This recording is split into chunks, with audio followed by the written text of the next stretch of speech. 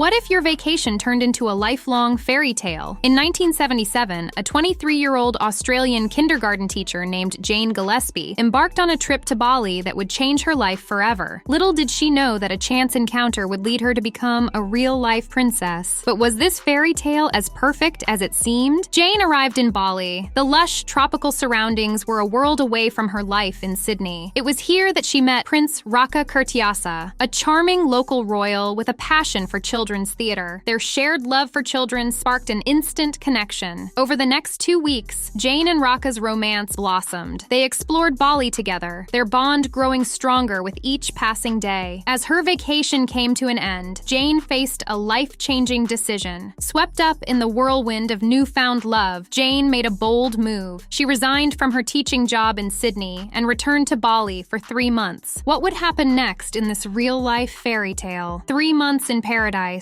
That's what Jane expected. Instead, she found herself at the center of a royal controversy. How far would Prince Raka's family go to keep them apart? And what sacrifices would Jane have to make for love? Jane's return to Bali wasn't the romantic reunion she had dreamed of. Prince Raka proposed, but their joy was short-lived. The royal family's reaction was swift and harsh. They saw Jane as an outsider, a threat to their ancient bloodline and traditions. The prince was expected to marry within the royal family, not a commoner from Australia. The opposition turned Jane's fairy tale into a nightmare. In a shocking move, Raka's family confiscated her passport. They weren't taking any chances. An Interpol background check was ordered to verify Jane's legitimacy. The young couple's relationship was put under intense scrutiny and strain. As days turned into weeks, Jane faced a difficult choice. Was her love for Raka strong enough to withstand this royal backlash? One of the biggest challenges Jane faced was cultural. To marry Raka, she had to convert to Hinduism. It wasn't just a formality. It meant embracing a new way of life, new beliefs, and a new identity. Jane took on the name Jero Asri Kurtiasa, which translates to the perfect princess of the palace. But would this new identity be enough to satisfy the royal family? Despite the obstacles, Jane and Raka's love prevailed. The background checks came back clean, and reluctantly, the royal family allowed the wedding to proceed. But it wasn't the lavish affair one might expect for a prince. Their wedding was modest, attended only by close friends and family. Jane reflected on their special day. She said, "The day was about us, our love, not about me becoming a princess." Even after the wedding, Jane had to navigate complex cultural traditions. She avoided the traditional tooth-filing ceremony, a practice believed to prevent a person from being mistaken for a demon after death. This decision highlighted her ongoing struggle to balance her Australian background with her new, royal, Balinese life. As Jane settled into her role as a Balinese princess, she quickly realized that her fairy tale was far from over. The challenges of royal life were just beginning. Would their love be strong enough to withstand the pressures of palace life? And what unexpected turns awaited them in the years to come? Jane's fairy tale was about to take a dark turn. What if the palace she dreamed of was more like a gilded cage? The reality of royal life would test her love in ways she never imagined. As Jane stepped into her new role as a Balinese princess, the harsh reality of palace life quickly set in. The grand images of luxury and opulence she might have envisioned were shattered by the stark conditions that greeted her. The palace lacked even the most basic amenities that Jane had taken for granted back in Australia. Electricity? A distant dream. Running water? Non-existent. Jane found herself hauling buckets of water for everyday tasks, a far cry from the convenience she was used to. The dim glow of kerosene lamps replaced the bright electric lights she once knew, casting long shadows across her new home. But the physical discomforts paled in comparison to the restrictions on her freedom. Jane discovered that she couldn't simply leave the palace grounds on a whim. Every outing required permission, transforming her new home into a beautiful but confining space. The princess title came with a heavy price, her independence. As if adjusting to these new conditions wasn't challenging enough, Jane faced another cultural shock. In Balinese royal tradition, men were allowed to have multiple wives. This stark difference from her monogamous upbringing in Australia added another layer of complexity to her new life. Jane grappled with this concept, later reflecting, "I told him if he ever took another wife, I'd divorce him." After the birth of their first son, the couple made a bold decision. They moved out of the palace and into a house of their own. But like the palace, it lacked electricity and running water, a stark reminder of the living conditions in Bali at the time. This move, while while challenging, gave Jane a taste of the independence she craved. It allowed her to create a space that was truly her own, even if it meant continuing to live without the comforts she once knew. But as their family grew, Jane and Raka faced a new dilemma. They realized that raising their children in Bali might limit their educational opportunities. 12 years in Sydney flew by, but the call of Bali never faded. What prompted Jane and Raka to return to the island, and how did their roles change in this new chapter of their lives?